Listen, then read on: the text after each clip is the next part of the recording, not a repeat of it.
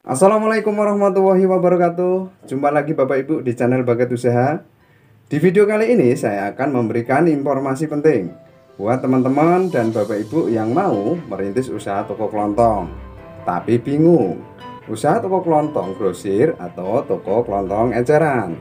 Sesuai pengalaman saya Bapak Ibu, pembeli toko kelontong terbagi dua, yaitu toko kelontong grosir dan toko kelontong eceran.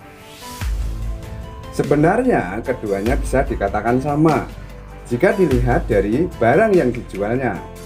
Namun perbedaan yang paling mencolok, toko kelontong grosir menjual barang secara grosir. Jadi pembeli umumnya adalah toko kelontong eceran. Sedangkan toko kelontong eceran pembelinya kebanyakan adalah kalangan rumah tangga saja. Jika Bapak Ibu akan merintis toko kelontong atau toko sembako, mana yang akan Bapak Ibu pilih? Toko kelontong grosir atau toko kelontong eceran? Video kali ini saya akan menjelaskan hal tersebut sehingga bisa menjadi motivasi sebelum memutuskan untuk merintis usaha toko kelontong.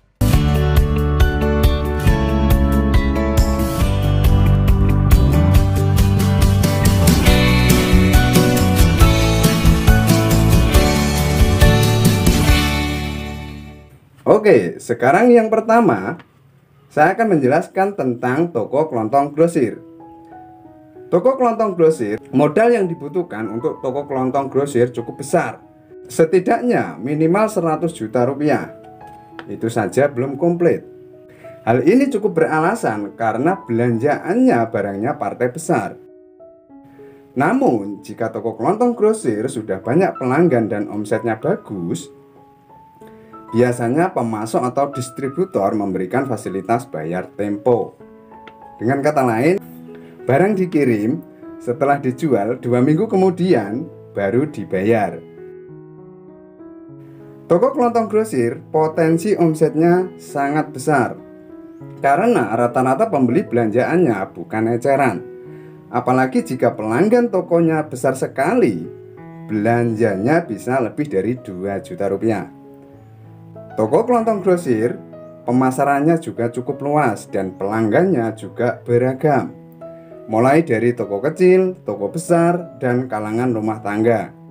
Tingkat persaingan toko kelontong grosir ini tidak seketat toko kelontong eceran, sehingga tidak semua orang bisa membuka toko kelontong grosir karena membutuhkan biaya modal yang cukup besar dan lokasinya yang strategis. Kemudian yang kedua adalah toko kelontong eceran. Perbedaan toko kelontong eceran, modal yang dibutuhkan untuk merintis toko kelontong eceran tidak harus bermodal besar. Dengan modal 2 juta sampai 5 juta saja sudah bisa merintis usaha toko kelontong eceran. Dan keuntungannya juga cukup lumayan, berkisar 10% sampai 30% Bapak Ibu. Namun, karena pelanggannya hanya kalangan rumah tangga saja, sehingga belanjaannya terbatas. Untuk itu, untuk menghasilkan keuntungan yang maksimal, toko sembako eceran harus mencari pelanggan sebanyak-banyaknya dan barang dagangannya harus komplit. Jika toko kelontong atau toko sembako eceran banyak pelanggannya, bukan tidak mungkin merangkap menjadi toko grosir atau semi agen. Artinya selain menjual eceran juga menjual secara grosir. Dan jika toko kelontong Anda menjadi toko semi grosir, cukup sulit untuk disaingi oleh toko eceran yang baru. Karena toko kelontong grosir mendapatkan pasokan barang langsung dari distributor, sehingga harganya murah dan pembayarannya juga bisa tempo. Nah, perlu diingat Bapak Ibu, meskipun merintis toko kelontong eceran cukup mudah, namun siap-siap saja toko Anda disaingi toko lain. Dan jika pesaingannya cukup banyak, akan berpengaruh terhadap omset toko Anda, kecuali toko Anda menjadi semi grosir. Nah, kesimpulannya adalah toko kelontong grosir lebih menguntungkan dibandingkan toko kelontong eceran. Namun sayangnya modal yang dibutuhkan cukup besar. Nah Bapak Ibu, itulah ulasan yang bisa saya sampaikan mengenai toko kelontong grosir dan toko kelontong eceran. Setelah mengetahui ulasan yang saya sampaikan di atas, mana yang Bapak Ibu pilih? Toko kelontong grosir atau toko kelontong eceran? Kalau saran dan pendapat saya Bapak Ibu, sebaiknya merintis usaha toko kelontong eceran dulu.